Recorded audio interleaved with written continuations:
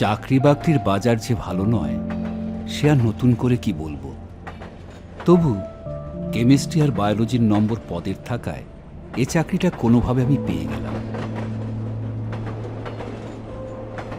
একটা কোম্পানির হয়ে গ্রামেগঞ্জে ঘুরে ঘুরে ডাক্তার ও ওষুধের দোকানে আমাদের কোম্পানির প্রোডাক্ট যে করেই হোক গুছিয়ে দেওয়ার কাজ।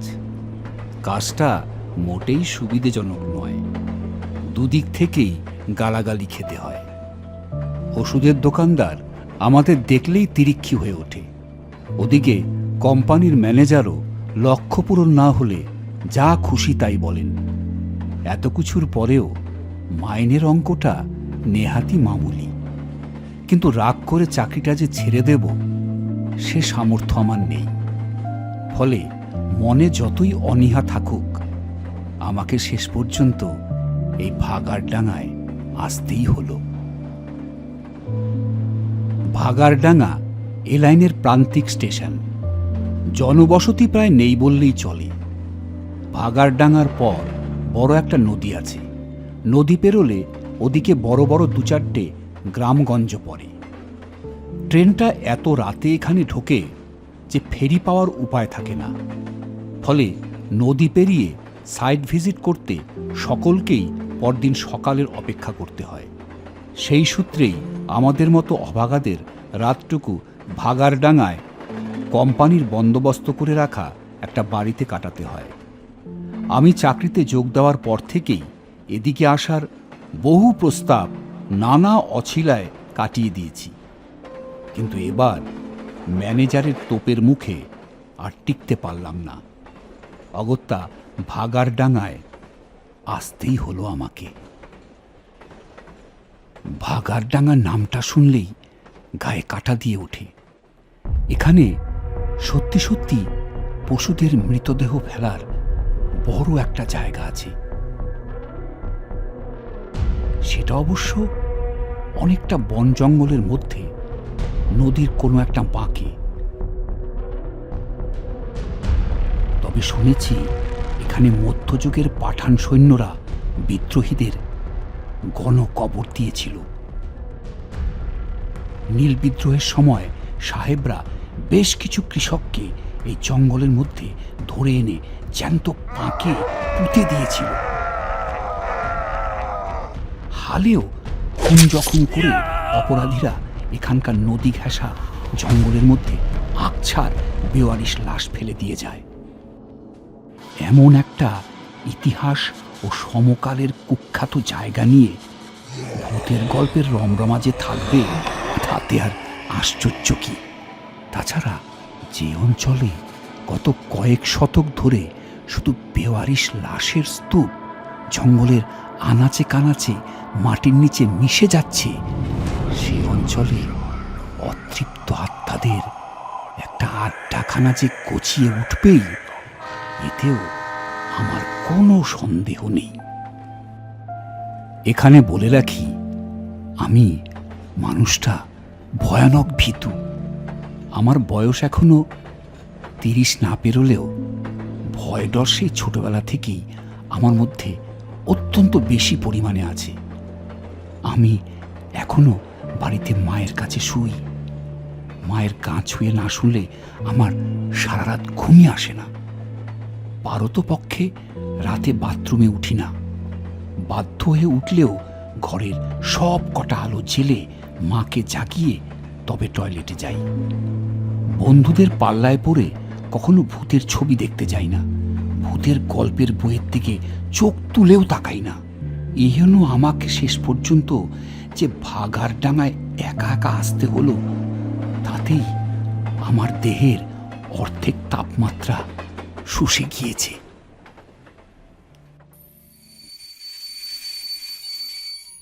ট্রেনটা রাত 8:39 আমাকে ভাগাড়ডাঙ্গা স্টেশনে নামিয়ে আবার উল্টো দিকে ফিরে গেল। ফাঁকা স্টেশন চত্বর থেকে মোবাইল জেলে পায়ে চলা পথটায় নামতে না নামতেই ঝমঝম করে বৃষ্টি শুরু হয়ে গেল। মনে মনে বললাম, গোদের উপর বিস্ফোরণ হওয়ার সময় পেল না। নির্দিষ্ট ঠিকানায় পৌঁছে দেখলাম যা ভেবেছিলাম ঠিক তাই হয়েছে। কোম্পানির ঠিক করে দেওয়া বাড়িটা পাড়ার একদম শেষ প্রান্তে, অন্য বাড়িগুলোর থেকে খানিকটা দূরে অবস্থিত। দোতলা বাড়িটায় কেউ থাকে না। একতলার একটা অংশে আমি থাকবো বলে অফিস থেকে আমাকে চাবি দেওয়া হয়েছিল। তালা খুলে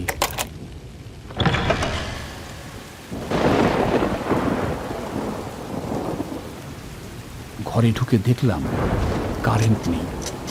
বাইরে বৃষ্টির দাপট যা বাড়ছে তাতে রাতে আর ফিরবে বলেও মনে হচ্ছে না। অন্ধকারে হাতড়ে ভাগ্যক্রমে একটা মোমবাতি ও দেশলাই পাওয়া গেল। আমি দরজা এঁটে তাড়াতাড়ি বাতিটা জ্বালালাম।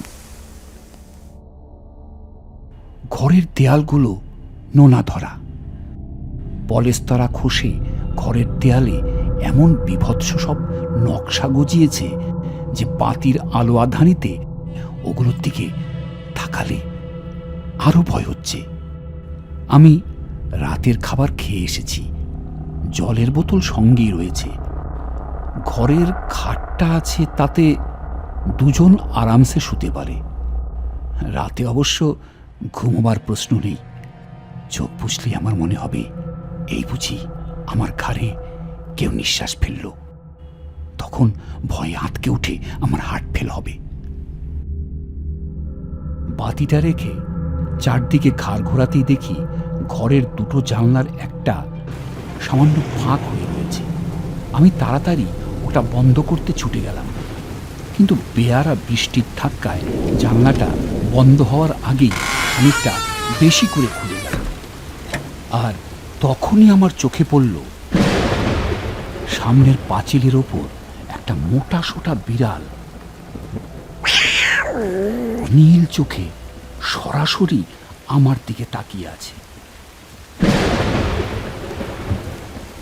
বিড়ালটাকে দেখে আমি ভয় পেয়ে প্রায় ছিটকে পড়ে গেলাম। তা দেখে বিড়ালটাই বিরক্ত হয়ে পাঁচিল থেকে লাফ মেরে ওই পাশের অন্ধকারে মিশে গেল। আমি খানিকটা হাঁপ ছেড়ে জানলাটা বন্ধ করে দিলাম। বিড়াল পর্বের পর আমি নিজের ওপরেই খানিকটা বিরক্ত হলাম। এই সামান্য বিষয়ে এত ভয় পেলে আমি সারা রাত এখানে কাটাবো কি করে? অনেক সময় এসব জায়গায় কোম্পানি থেকে দুজন প্রতিনিধি পাঠানো হয়, তারা একসঙ্গে একই ঘরে থাকে রাতে। কিন্তু আমার যা ফাটা কপাল, তাতে মনে হয় না রাতে সামান্য ভরসা পাওয়ার জন্য একটা মানুষেরও সান্নিধ্য পাবো আজ। তবু মনে জোর আনার চেষ্টা করলাম, যে করে হোক তাতে তাঁত চেপে রাতটা কাটিয়ে দিতেই হবে। সকালে আর ভয় ডর বিশেষ করে না। আর তখন তো আমি এই বিচ্ছিরি ভাগার ডাঙা ছেড়ে অনেক দূরে চলে যাব। কিন্তু এখন যে একবার বাথরুমে যাওয়া প্রয়োজন। শরীর ও মনে ভয়ানক অস্বস্তি নিয়ে উঠলাম। মোবাইলে আলো জেলে ওপাশের বন্ধ দরজাটা আস্তে করে খুললাম। কমজোর দরজাটার কবজাটা এমন ক্যাঁচ করে একটা শব্দ করলো যে ওতেই আবার আমার পিলে চপকানোর দশা হলো। দরজার পিছনে খুটখুটে অন্ধকার একটা উঠোন, সেটা পেরিয়ে সামান্য এগোলে হাত কয়েক দূরে বাথরুম। ঘর থেকে এতটা দূরে খোলা জায়গায় বাথরুম দেখে আমার মেজাজ গরম হয়ে গেল। এরকম বেহারা জায়গায় বাথরুম হলে মাঝরাতে আসবো কি করে? ভয়ে তো তখন আমার বুক উড়ে যাবে। এখন যা হোক করে মোবাইল পাকিয়ে এগোতে গিয়ে হঠাৎ সামনে চোখ পড়ায় আমি থমকে দাঁড়িয়ে পড়লাম। উঠোনের ওদিকে একটা ভাঙা পাঁচিল, আর তার এক কোণ থেকে দুটো জল জলে চোখের মতো কিছু একটা চকচক করছে। ওটা কি?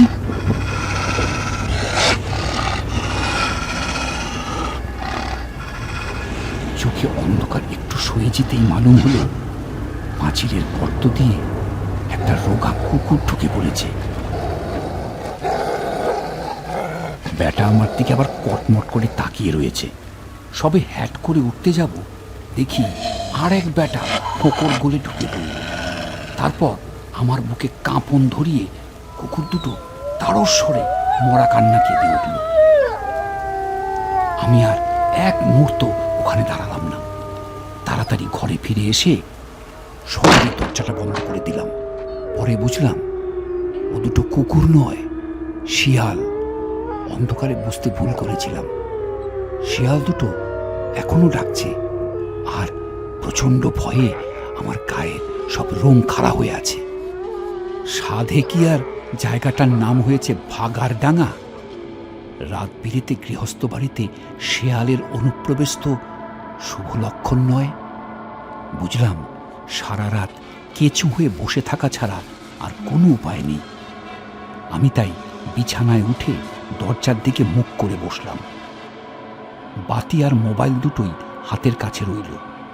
ঘরের আলো কোনো মতে নিভলে চলবে না।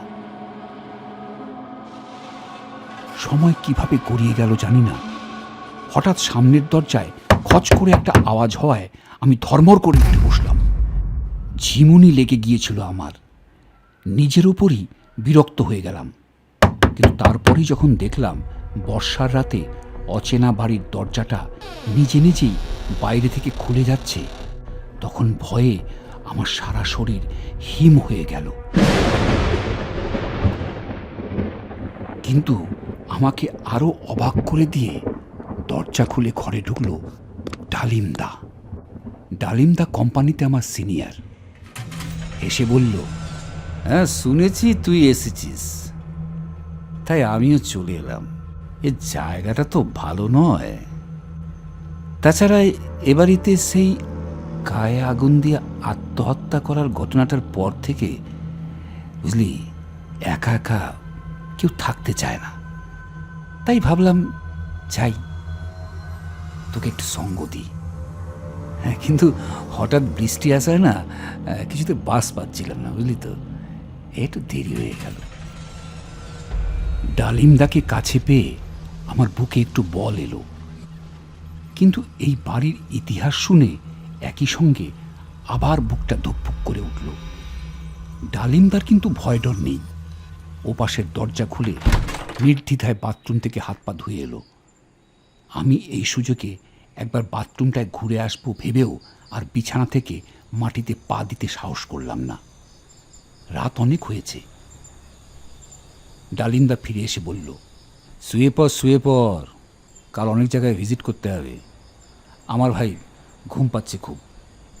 ডালিমদা পাশে থাকায় এবার আমি ভরসা করে বালিশে মাথা ঠেকালাম। কিন্তু ঘুমিয়ে পড়তে পারলাম না। কাঁটা হয়ে জেগেই রইলাম।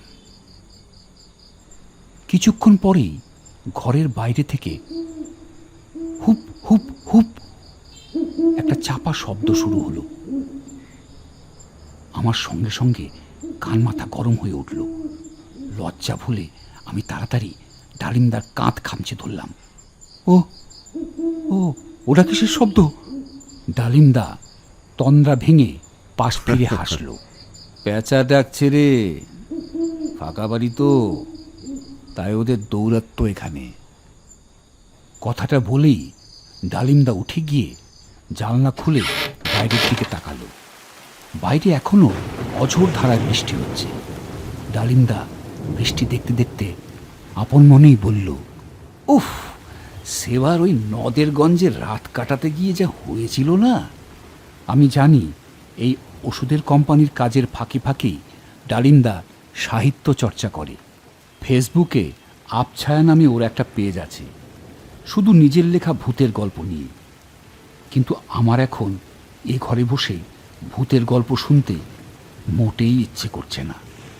তবু ডালিমদাকে থামানো গেল না। ও বলল, জানিস সেবার নদের গঞ্জে যে বাড়িটায় রাতে একা ছিলাম, সেখানে যতবারই দরজাটা লাগায় ততবার আপনা থেকে খুলে যাচ্ছিল। আমি কিছুতেই নিশ্চিন্তে ঘুমোতে পারছিলাম না। এমনটা প্রায় 15-16 বার হলো। ওটাও এই এমনই একটা ফাঁকা বাড়ি ছিল।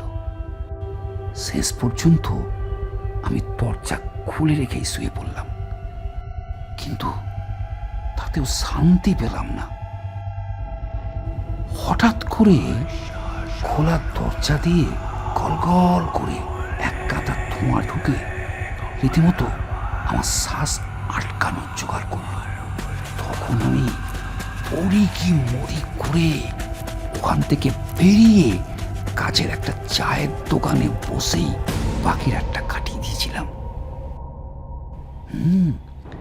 ওই চা দোকানই আমাকে পরে বলেছিল ও ঘরটায় নাকি এক ভাড়াটিয়া মাত্র কয়েক মাস আগেই গলায় দড়ি দিয়েছিল। সে ওই ঘরে কাউকে টিকে থাকতে দিত না। কোম্পানি খোঁজ খবর না করে কি করে যে এসব ঘর ভাড়া করে, এসব শুনে আমার ভয়ে হাত পা সব পেটে ঢুকে যেতে চাইছে। আমি বলে উঠতে গেলাম, ডালিমদা থাক না, ওসব কথা থাক। তার আগেই অবশ্য ডালিমদা একটা হাই তুলে আবার বিছানায় এসে শুয়ে পড়ল। আমিও তখন ডালিমদার গা ঘেঁষে এসে সারা রাত ভয়ে জড়সড় হয়ে শুয়ে রইলাম।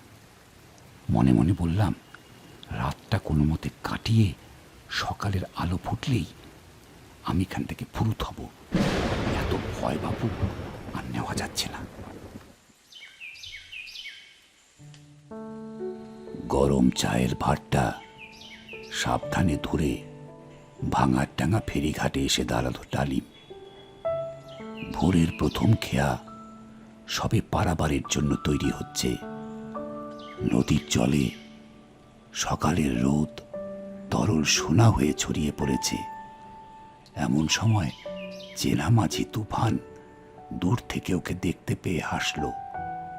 ডালিম কাছাকাছি আসতেই তুফান ভুরু কুচকে বলল, বাবু, আপনার জামার পেছনে রক্তের ছিটে লেগে রয়েছে। চমকে পিছন ফিরে তাকানোর চেষ্টা করল ডালিম। সাদা শার্টটা সে সকালেই সবে পাট ভেঙে পড়েছে। পড়ার সময় তো কিছু লক্ষ্য করেনি। তুফান খসখসে গলায় বলল, এমনটা এখানে প্রায়শই হচ্ছে বাবু। আপনাদের কোম্পানির ওই নতুন বাবুটা সপ্তাহখানেক আগে ওই রাত্রিরের ট্রেনে কাটা পড়ার পর থেকেই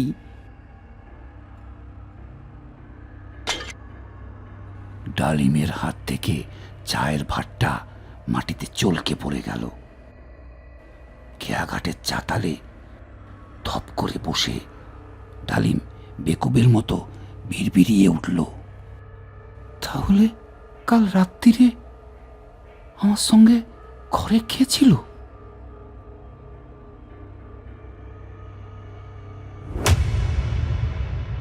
আমাদের ভিডিওগুলো যদি আপনাদের ভালো লেগে থাকে অবশ্যই চ্যানেলটিকে সাবস্ক্রাইব করবেন, লাইক, কমেন্ট এবং শেয়ার করবেন।